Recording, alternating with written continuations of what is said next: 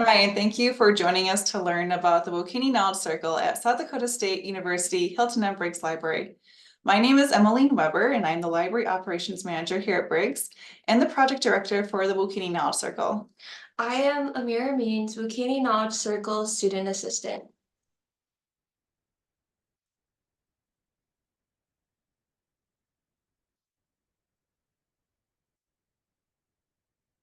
Hamidakiabi, Chante Washte Napchi Yuzabi.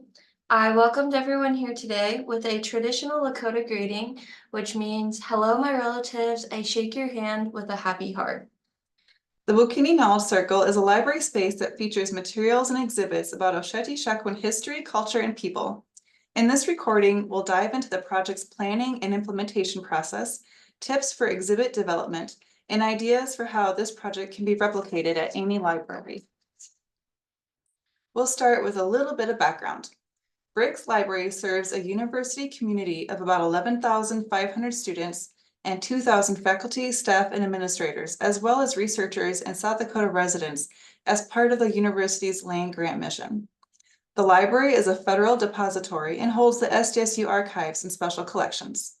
The Wokini Knowledge Circle project was funded by a grant from the South Dakota State University Wokini Initiative, which provides a collaborative and holistic framework to support American Indian students' success and Indigenous nation building.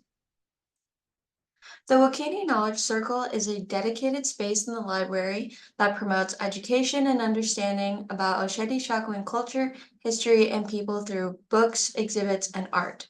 It is located on the library's main level where it is easily visible and accessible. As you can see, our space uses double-sided bookcases placed in a circular shape. This shape reflects the layout of a traditional Oceti Sakowin Oyate camp circle, with the opening facing east toward the rising sun. The Wokini Knowledge Circle features books that are authored by or include perspectives from Oceti Sakowin members. Rotating exhibits created by the student assistant are displayed on top of the shelves. The exhibit topics are chosen by the student assistant and relate to Oceti Sakowin culture. Alongside myself and Amira, several other library faculty and staff have had a hand in the project by reviewing the grant application, training the student assistant on library resources, preparing materials for the new location, providing IT assistance, and tracking the budget. The Wokini Knowledge Circle is a sustainable project that adapts well to growth and maintains its value no matter its size. A major role of the student assistant in this project is to develop exhibits that are displayed in the Wokini Knowledge Circle. The opening exhibit was about the Lakota language. This one was followed by an exhibit about the bison and its relationship to Native Americans. We'll share more about these exhibits in a moment. Additional exhibits are produced as grant funding and other resources are secured to support the student assistant position. Once an exhibition period has ended, the exhibit materials are preserved so they may be displayed again in the future. We began the grant work in fall 2021. The photo in the upper left corner shows what the space looked like prior to the Wokini Knowledge Circle. The DVD collection was located there, but many of the shelves were empty, and it felt like the space could be better utilized.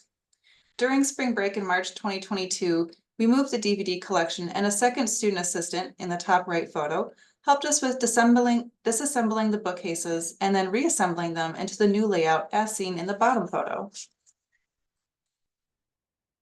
To fill the shelves with materials that fit within the collection scope, we first looked to our general collection. Our cataloger ran a list of books that included one or more of a variety of subject terms, such as Lakota, Dakota, Nakota, and Sioux. We also searched for works by Oceti Sakowin authors. With these lists, we went to our stacks to review materials. We wanted a wide variety of subject matter represented in the Wokini Knowledge Circle, so this necessitated being selective in the number of works the collection included that covered a single topic. We also chose items based on their condition and on their respectful and accurate portrayal of Oceti Sakowin culture, history, and people. Once books were selected, their catalog records were edited to reflect their new location, and they received a bookspine label that we designed to indicate their place in the Wokini Knowledge Circle. We started moving materials out to the Knowledge Circle in March and April. We bought new materials for the Wokini Knowledge Circle as well. As much as possible, we tried to purchase from Indigenous organizations or shops that specialized in Native American art and books. We also looked to local resources for books. Finally, if we found a title to add that wasn't available through one of those sources, we would use Amazon or other online stores. Along with the book's spine label, the new titles received a bookplate acknowledging the support of the Wokini initiative that made their availability possible.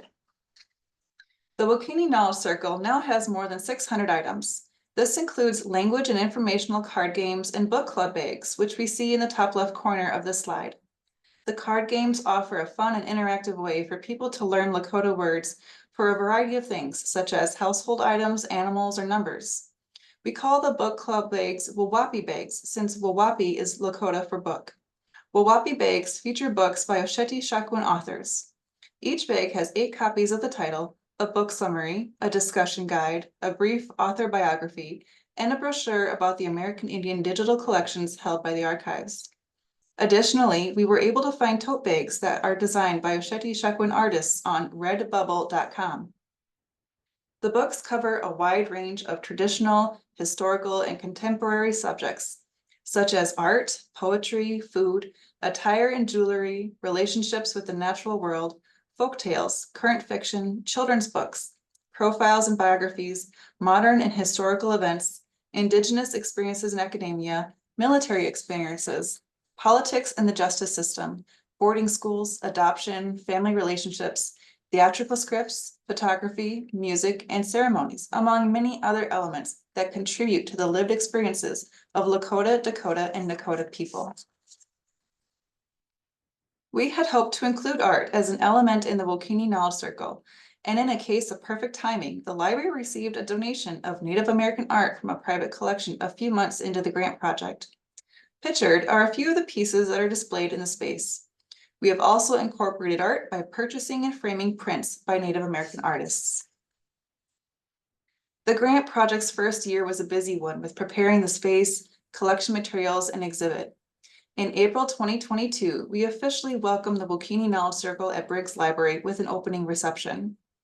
Because this space is dedicated to honor Oceti Sakowin culture, we asked Lakota language professor Dr. Tasha Huff, who we see in the middle photo second to the left, to start the remarks with the blessing, which she shared in Lakota and then translated for the audience in English. We invited President Barry Dunn, also in the middle photo on the right side, to say a few words as well. President Dunn introduced the Wokini Initiative at STSU in 2016. In the other photos we see here on the left, I'm sharing with President Dunn about a book that's special to my family, and in the photo on the right, one of the attendees is interacting with the audio portion of the Lakota language exhibit. We were grateful to work with 2 tribal members as project consultants. Dr. George Eagleman, an elder and Lakota speaker, met with us during the development of the Lakota language exhibit. Arnell Abold from the Bison Revitalization Group Tonka Fund provided her expertise on the bison exhibit. The consultants discussed the exhibit topic with the grant personnel and reviewed drafts of the exhibit text. We were able to connect with these consultants through prior contacts or through recommendations of acquaintances. Having a tribal consult on the project is very important, not only to develop that connection, but also the insights they share.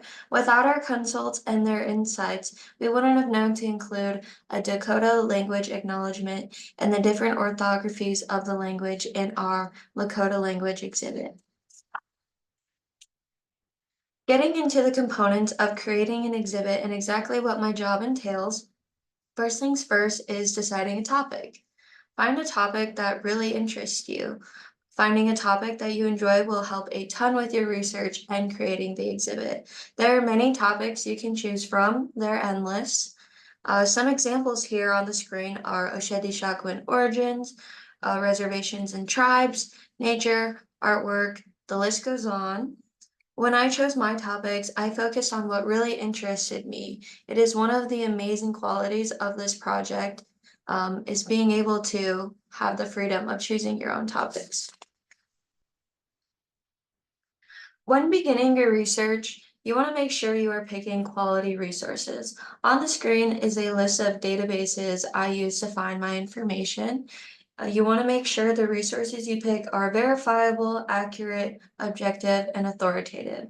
One thing I've learned, it is very important to have good research strategies. There is so much information out there, it's good to focus on one or a few quality resources.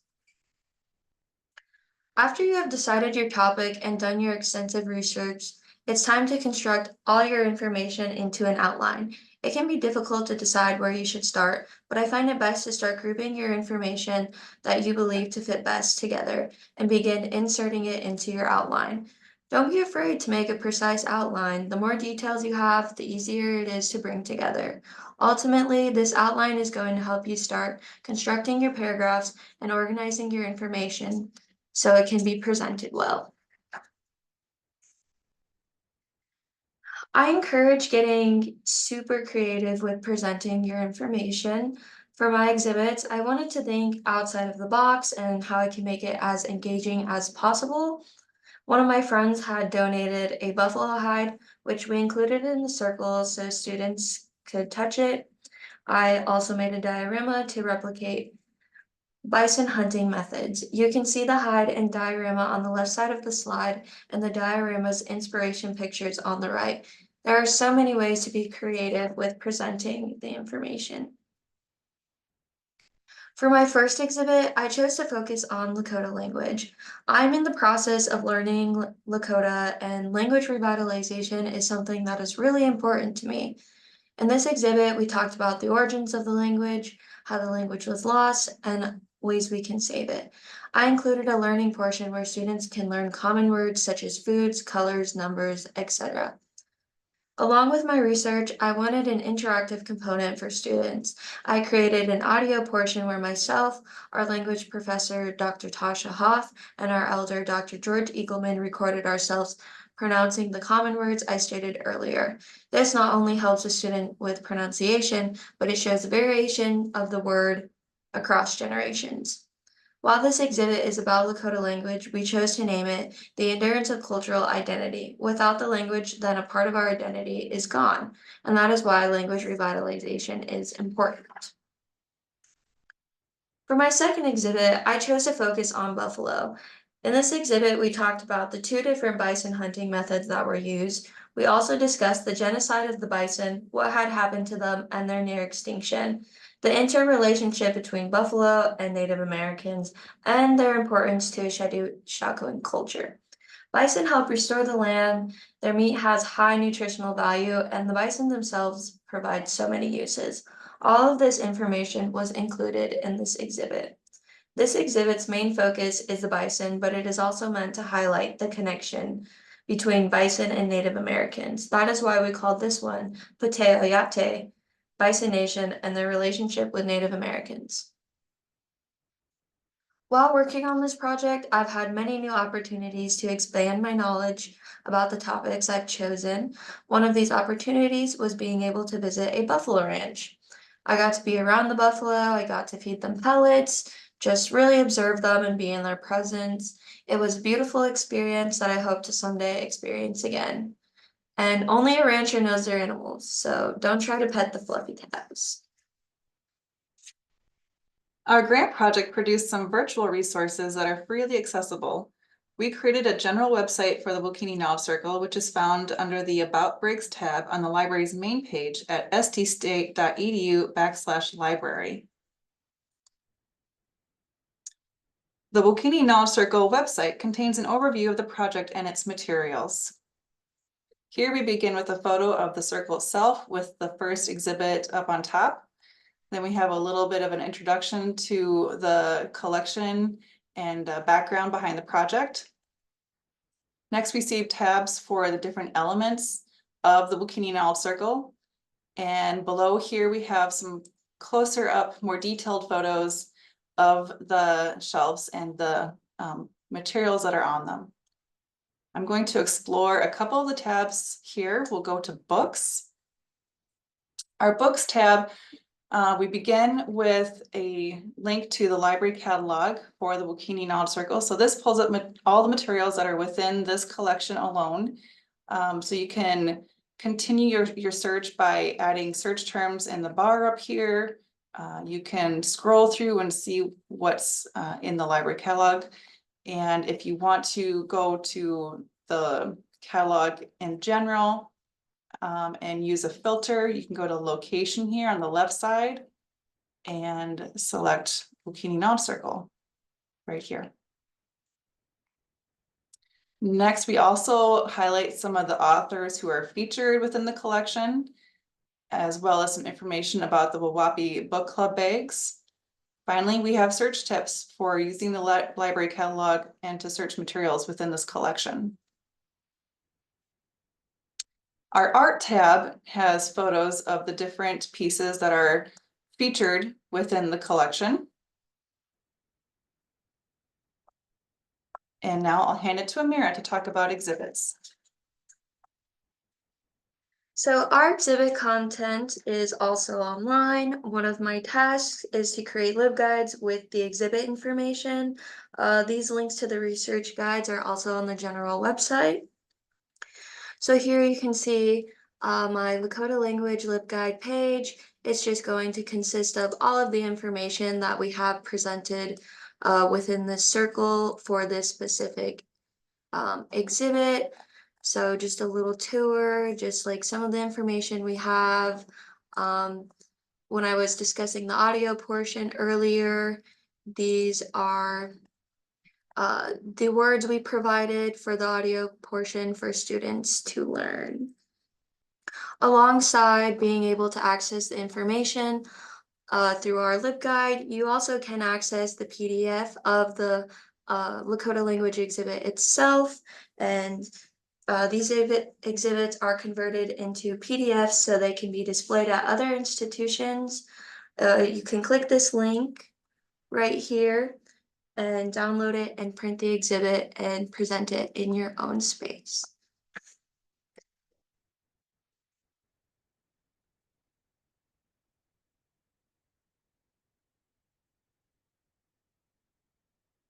We use a variety of print and electronic tools to share information about the Wokini Knowledge Circle. Updates are shared with our library supporters through our Friends of the Library newsletter, as well as through social media platforms.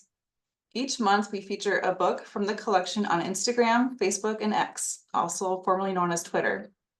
A profile about the Wokini Knowledge Circle was included in the 3rd edition of the ALA book Winning Grants, published in 2024, which highlights successful grant stories. We created bookmarks to promote the Wokini Knowledge Circle as well, to have for patrons to take, and have handed them out to partners across campus. We've heard a lot of positive reactions to the Wokini Knowledge Circle, both through the comments we've gathered on the visitor log and through conversations. The Wokini Knowledge Circle impacts the university by providing a welcoming and inclusive environment on campus. Here, Indigenous and non-Indigenous patrons can easily browse materials for educational and recreational purposes that lead to increased knowledge and understanding about Oceti Sakowin culture, history, and people. For me personally, this has significantly impacted my life in a positive way. I love that I get to learn about my culture and share it with others. The more I learn the culture, the closer I feel to it. If you're interested in creating a library space that honors Indigenous culture, the first thing to keep in mind is that this project can work within whatever your space and resources allow. It's really up to each library to decide what fits best for them. The materials to get started are already in your stacks. There are many great resources, like the Wokini Knowledge Circle website, to review for ideas on authors or subjects to include in your space to help get you started. Because the space is about Oceti Sakowin culture, it's recommended that you connect with the tribal member to talk to them about the project and get their feedback on the space and the books to include. Are there patrons or acquaintances you could talk to? Is there a tribal council or library not far from you? Is there an Indigenous organization you could contact? Reaching out to form a relationship that may influence the project's content or layout can make the space more authentic and genuine. Try to be aware of tribal customs and values as you engage with consults, such as by welcoming them with food or beverages at a meeting or by offering a small gift as an expression of thanks for their time. We aren't all fortunate enough to have a student to create exhibits for these spaces, but luckily, our students' work has been made shareable.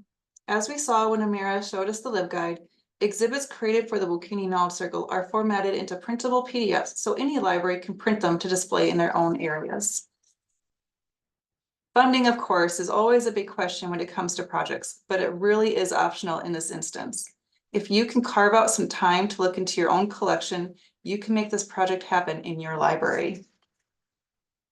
If you do want to pursue outside funds, you could think about requesting donations from the public or present it as an opportunity to a donor.